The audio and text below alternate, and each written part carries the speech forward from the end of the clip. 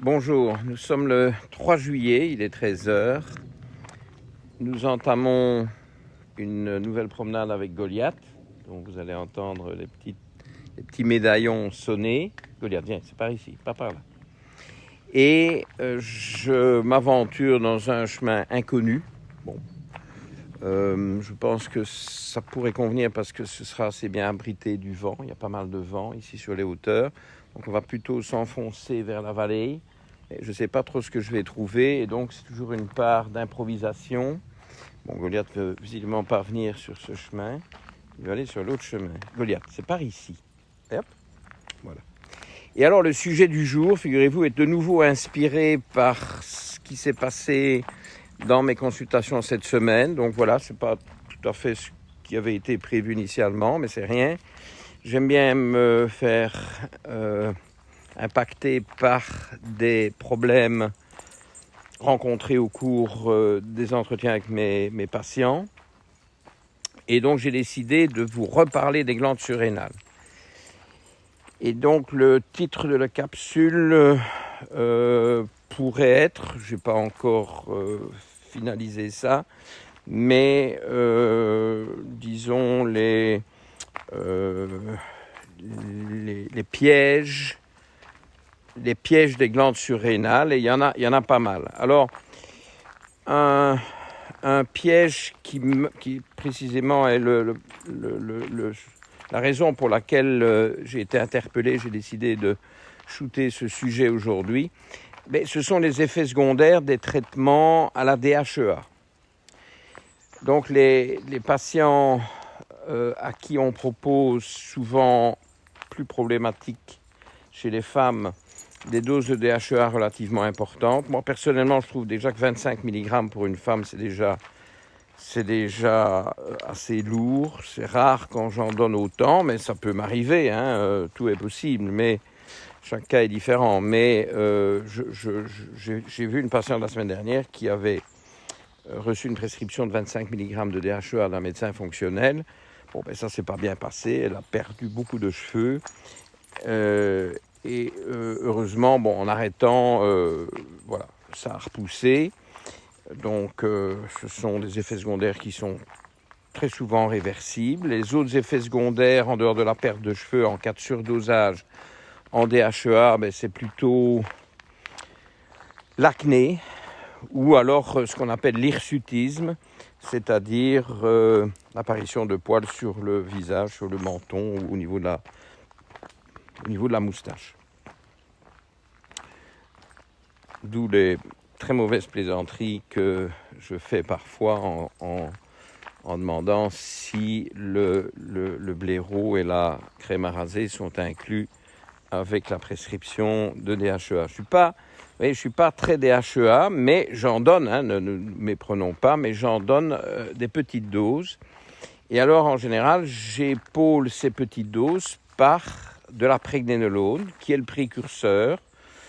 Alors, on me rétorquera que la pregnénolone ne se transforme pas nécessairement très bien en DHEA parce que, effectivement, ces synthèses peuvent se dérouler dans des compartiments cellulaires différents dans le tissu surrénalien. Bon, mais il y a quand même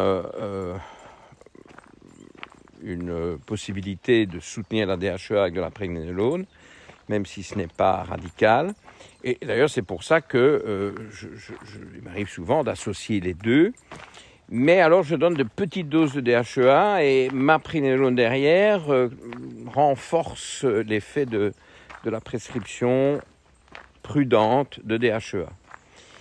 Mais je constate de plus en plus, au début je me suis dit tiens, voilà, un oubli ou quelque chose, mais non, j'ai pas mal de collègues en médecine fonctionnelle qui ne sont pas du tout intéressés par la pregnénolone. Alors ça, franchement, ça m'interpelle. Ça me surprend parce que moi, je trouve ça vraiment extraordinaire comme molécule. En plus, elle est autorisée en sport. Bon, je ne gâche rien, mais bon, on n'est pas dans la médecine sportive ici. Mais cette pregnénolone, je trouve, devrait être dosée et prise en compte Alors, je ne suis pas du tout pour prescrire ni pregnénolone, ni DHEA sans dosage. Hein. Bon, je n'aime pas déjà prescrire des choses sans dosage. Je vous ai parlé dans la capsule précédente qui, justement, avait trait aux cheveux. C'est d'ailleurs, ça a d'ailleurs été l'occasion de déjà vous mettre en garde sur d'éventuelles pertes de cheveux liées à des surdosages de traitement de soutien des glandes surrénales. Et je vous ai dit dans la capsule précédente que j'étais relativement réticent de prescrire du fer sans dosage de fer, voire même du zinc, etc., etc. Donc les dosages, mais l'intérêt, si vous voulez, de la pregnénolone, en plus donc de pouvoir être synergique avec la DHEA, c'est quand même que cette pregnénolone va aussi se transformer en pregnénolone, qui est l'hormone de la sérénité, améliore la qualité du sommeil, a des effets anti-inflammatoires et anti-œstrogéniques quand il y a une dominance œstrogénique, qui est une hormone du relâchement et donc qui est intéressante à beaucoup de titres, d'ailleurs chez les hommes comme chez les femmes. Alors, Goliath me fait faire mes petits tours habituels. Et ici, il y a 2 chemins. Je ne sais pas du tout vers où on va aller. Goliath, tu veux aller par où? On regarde par là? Oui, ça n'a pas l'air mal, ça. Allez, viens. Oui, voilà, très bien. Bien. On est en plein bois d'épicéa, puis après, je vois des bois mixtes. Nous sommes à Marnac. J'espère que vous appréciez mes endroits nature. En voilà un de plus. Et je les découvre avec vous, figurez-vous. Mais qu'est-ce qu'il me fait, lui? Bon. Vous savez, moi, je décide de rien. Les promenades, une fois pour toutes, on a pris un accord. Alors, je vous recentre le... Parce que, voilà, quand c'est pas centré, le truc décroche. Bon, ben voilà, Goliath a décidé que ce chemin-là ne lui convenait pas. On s'enfonce dans la vallée. On va peut-être trouver le cours d'eau, qui sera peut-être intéressant. Oui, c'est pas mal aussi. Toutes ces promenades canines, quand c'est pas félines, sont décidées par Goliath. Donc ce n'est pas moi qui promène mon chien, c'est mon chien qui me promène et il faut que je fasse avec. Voilà. Avis aux amateurs. Et cette pregnénolone peut aussi se convertir en cortisol. Et une bonne manière d'objectiver ça, c'est la remontée des métabolites urinaires du cortisol chez les patients que je supplémente en pregnénolone. Et donc leur 17 hydroxystéroïdes urinaires, 17 OH urinaires remontent sous pregnénolone. Et donc, on sait que cette pregnénolone est bien convertie en cortisol. C'est d'ailleurs la voie principale de conversion de la pregnénolone. Et d'ailleurs, quand les gens sont très stressés, ils épuisent leurs réserves en pregnénolone parce qu'ils produisent des quantités énormes de cortisol. Et ce cortisol, dit-on en anglais, vole la pregnénolone. Donc, c'est le cortisol stealing de la pregnénolone. Et donc, bon, ça, c'est des voies tout à fait biochimiquement inattaquables. Et moi, j'utilise ça énormément. Et ce cortisol, qui n'est autre que synonyme de hydrocortisone, figurez-vous que hydrocortisone et cortisol, c'est la même chose, puisque hydro, c'est alcool, donc c'est ol. Donc, quand vous dites cortisol, vous dites hydrocortisone. Et je vois alors ces patients, parfois les mêmes, supplémentés en hydrocortisone. Bon, moi, je vous l'ai déjà dit dans d'autres capsules, je déteste. Je déteste parce que je n'aime pas donner l'hormone, l'hydrocortisone ou cortisol, c'est l'hormone. Je préfère donner la pro-hormone, le précurseur. Et évidemment, c'est moins spectaculaire. Ah, ça, c'est pas un effet immédiat. On n'a pas des patients qui vous, je sais pas moi, qui vous envoient un bouquet de roses à 200 € parce que une semaine après le début de votre traitement, ils se sentent euphoriques. Bon, je ferai bien sans les roses, et surtout qu'il y a des épines, hein, comme vous savez. Et bon, mais bon, trêve de plaisanterie. Et moi, je trouve que les patients sous hydrocortisone sont accros. Donc, ça veut dire qu'ils ne savent plus rien faire dans leur vie qui soit un peu stressant sans se gober de l'hydrocortisone. Bon, quelle est la différence avec le dopage sportif pur et dur? On pourrait se poser la question. Je veux dire, est-ce que c'est normal? Vous comprenez? Maintenant, quand on manque de cortisol, on est raplapla. Si c'est extrême, c'est le burn-out. Donc c'est un gros problème. Mais pourquoi pas attaquer le problème par la base, c'est-à-dire renflouer les réserves de pregnénolone sur base d'un dosage qui fait qu'on adapte la posologie, évidemment, au cas par cas.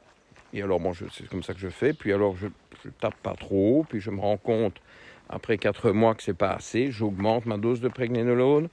Bon, voilà, c'est pas immédiat. C'est pas le patient qui va jurer par tous les saints que vous êtes le meilleur médecin du monde après 15 jours. Mais je ne suis pas certain que ça m'intéresse, ce genre de réaction-là, parce que, bon, c'est quand même un peu suspect, un peu trop beau pour être vrai. Et il faut quand même bien dire que, vous savez, la biologie, les bases biochimiques, physiologiques de tout ça, c'est pas des switches qu'on rallume, qu'on éteint, etc. C'est quand même des processus lents et longs. Et donc moi, ce qui compte, c'est que la personne aille mieux après un certain nombre de semaines et de mois, et surtout que ce soit durable. Parce qu'évidemment, les deux choses qui m'énervent là-dedans, c'est si on a des effets secondaires, ça c'est toujours un gros problème, parce que le principe de base de la médecine, c'est primum non nocere. Bon, ça on est bien d'accord. Et puis, le deuxième problème, c'est finalement de rendre les gens accros à quelque chose que vous avez instauré. Et puis, s'ils arrêtent, je sais pas, ils paniquent à l'idée de ne pas avoir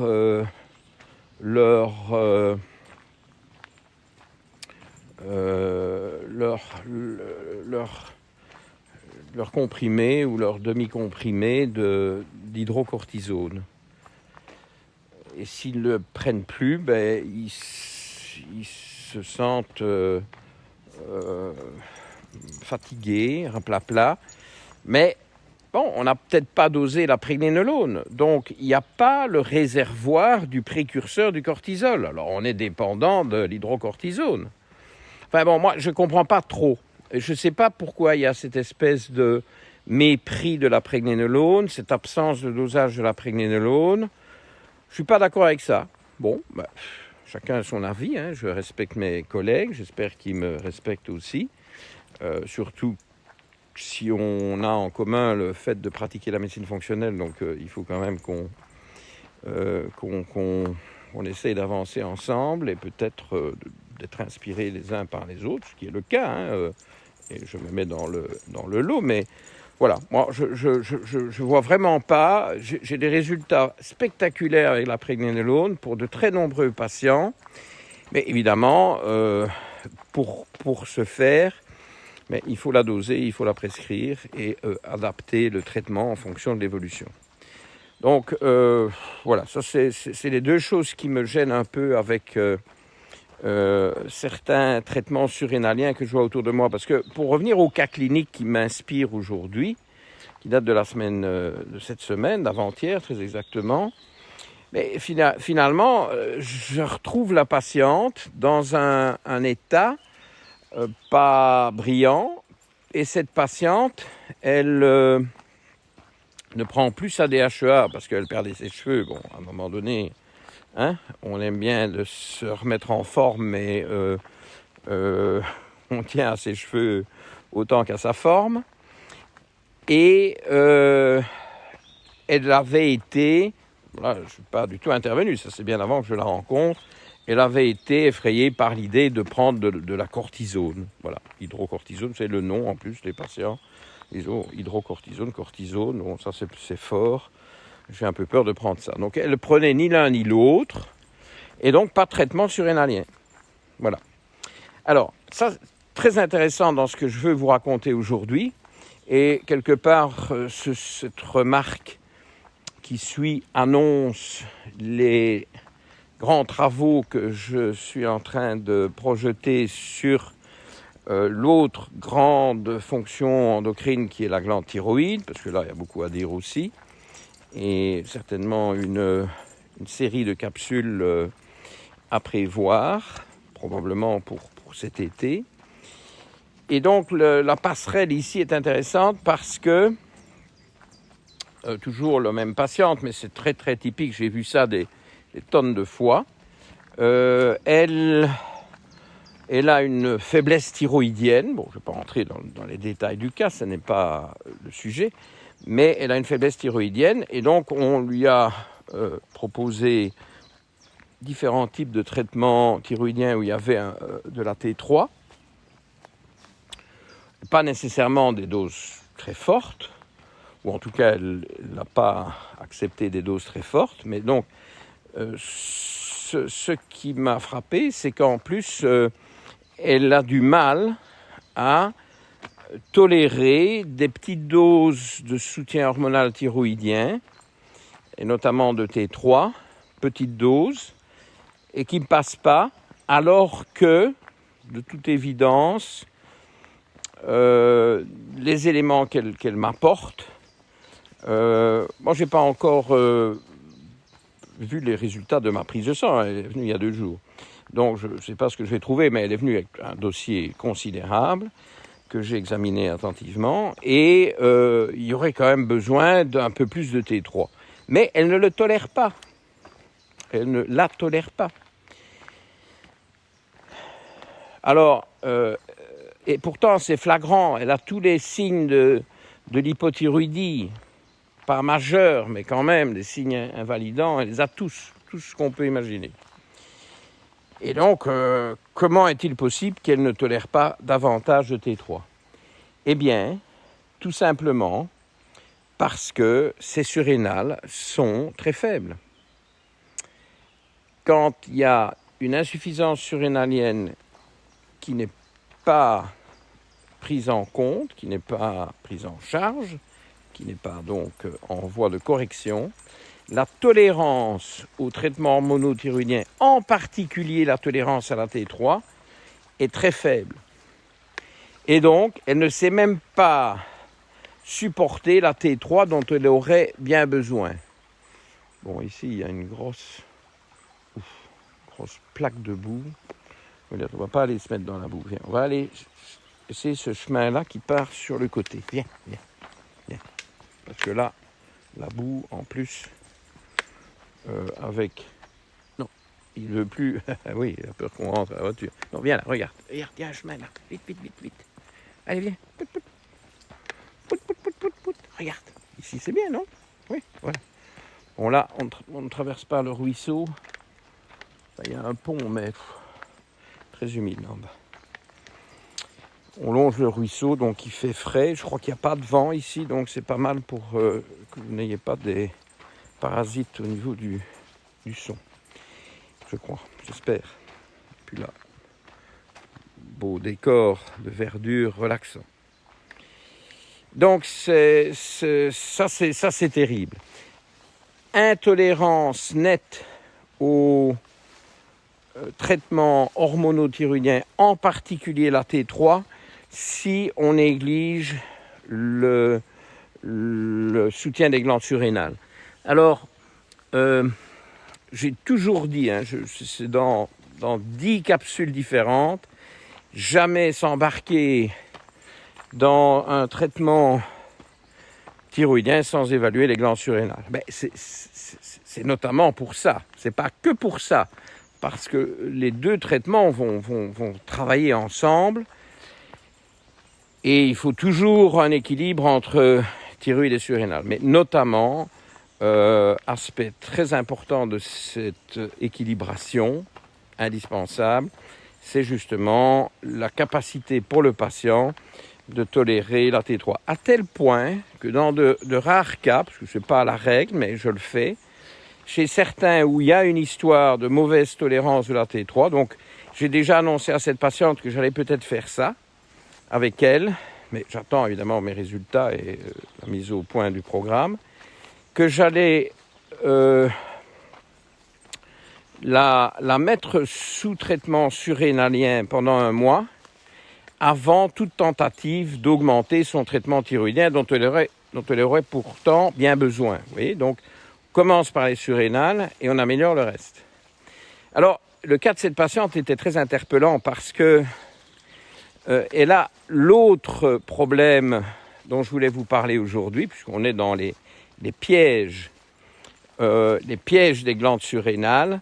L'autre problème, c'est que quand la fonction surrénalienne est aussi basse, eh bien, on a une difficulté à tolérer tous les compléments alimentaires au sens large.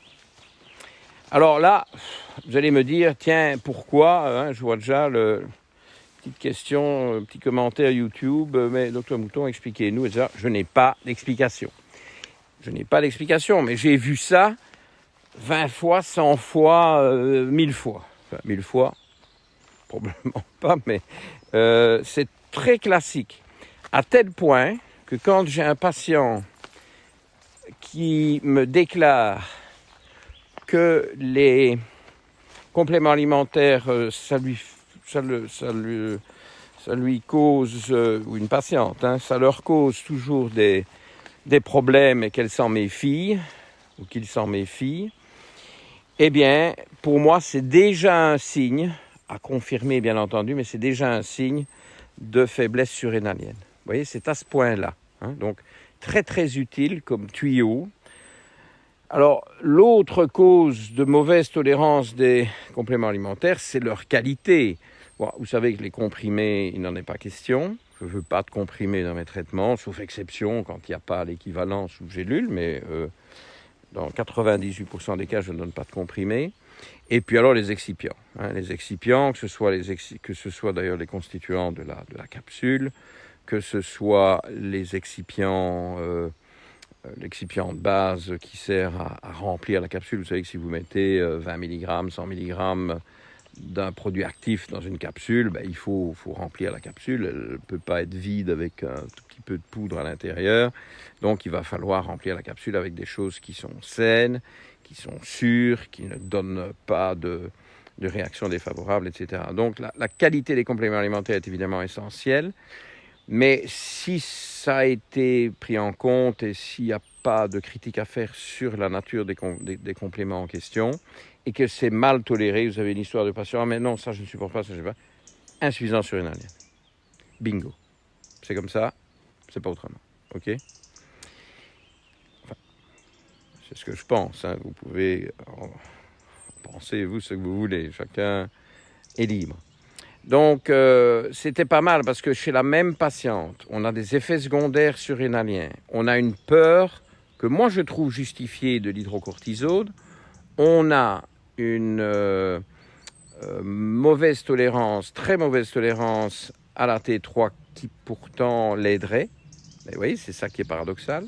Et on a une mauvaise tolérance aux compléments alimentaires. Voilà, ça c'est un tableau d'une insuffisance surrénalienne qui n'a pas pu être amélioré par un traitement qui n'a pas pu être pris, qui a dû être interrompu ou qui n'a pas inspiré confiance à la patiente. Donc, voilà, la pregnénolone aurait probablement aidé à mettre en route ce traitement surrénalien. Donc, si le dosage sanguin confirme qu'elle est basse, et si les 17 hydroxystéroïdes, 17 OH stéroïdes urinaires sont bas, eh bien, je vais la mettre sous pregnénolone et ça va pas être immédiat. Il faudra peut-être 1 mois de pregnénolone avant que je lui dise d'augmenter un peu sa prise de T3. Tout ça sous réserve évidemment du bilan que je vais rencontrer.